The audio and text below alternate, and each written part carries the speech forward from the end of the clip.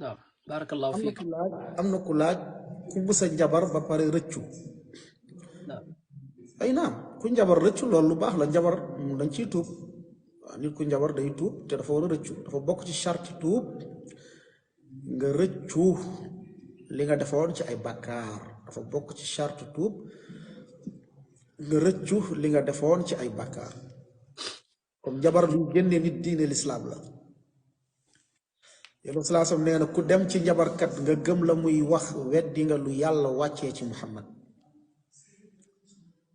Sénégal nag njabar dafa nekk lu dagan surtout jigéen ñi discours sénégalais mooy boo bërewul ñu bëre sa kaw loolu mooy discours sénégalais mooy boo njabarul ñu njabar la comme da nga war a njabar loolu lañ lay gëmloo. Sénégal ngi kenn defu ko dara mu dem ci njabarkat kenn defu ko dara Sénégal doo ko def dara mais day wuti njabarkat parce que loolu lañ ko gëmloo. day judd kër gis papa ja di njibar gis yaay ji di njibar dafa jàpp ne loolu lu baax la moom su màggee ci loolu lay nekk di njabar. ñu bari ci sénégalais dañoo weddi yàlla te yëguñu ko. Yonent sallallahu alayhi wasallam nee na man ataa arrafan aw kaahinan aw saaxiran fa saddaqahu an shay faqad kafara bima unzila ala muhammad. ku dem ci njibarkat wala gisaanekat wala seetkat xadis Ibnu Mas'ud dafa tudd ñett ñëpp mu ne kaahinan aw arrafan aw saaxiran. ku dem ci njibarkat wala seetkat wala gisaanekat mu ne kooku weddina lu yàlla wàccee ci muhammad. ñett ñi la boole.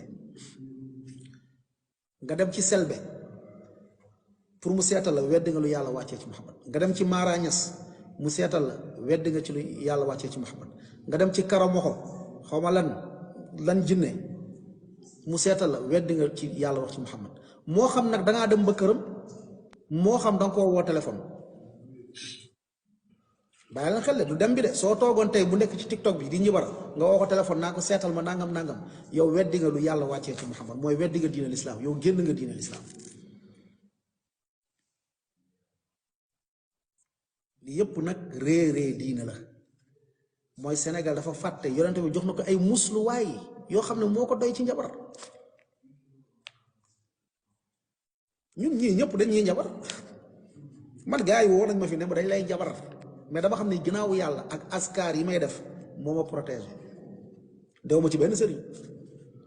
waa Saalum woo nañ ma fii ne ma ñu ngi ci faydu bi bu ñu paree ci yow dootoo wax benn waaye woo na ma fii wax ma ko. loolu du benn du ñaar du ñett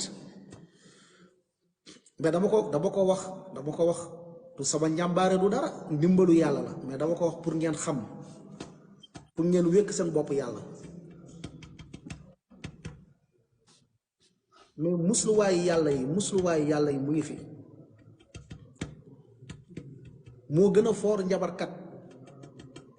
Yonent sallallahu alayhi wasallam boo xëyee nga jàng ixlaas falaq naas nee na yàq fii ka dalay doy ci lépp dalay protéger ci lépp. Ibnul Qayyim mu ne ku yeewu suba jàng ixlaas ñetti yoon falaq ñetti yoon naas ñetti yoon nee na njibar ak bët ak kiñaan du mun ci moom dara.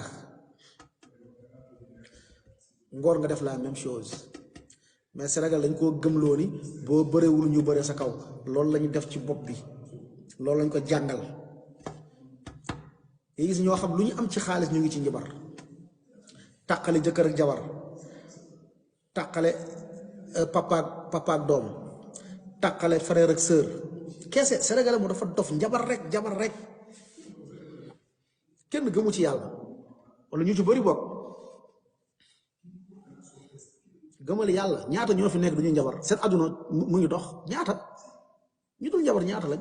ahlu sunna kenn njabaru ok ndax am na ci ñoo xamante ne ñoom xëy nañ amuñu lu ñu lekk wala xëy nañ amuñu lu naan am na si ahlu sunna yoo xam ne yaa leen di gis ñu am alal ñu ngi dund ñu ngi si jàmm te pourtant utiliser wu ñuy njabar pourquoi yow nga gëm ne da ngaa war a njabar rek pour sa àdduna baax. cheikh bi baal ma mbokk yi ñi mën a muté nañ muté Big Taf mi muté leen ko.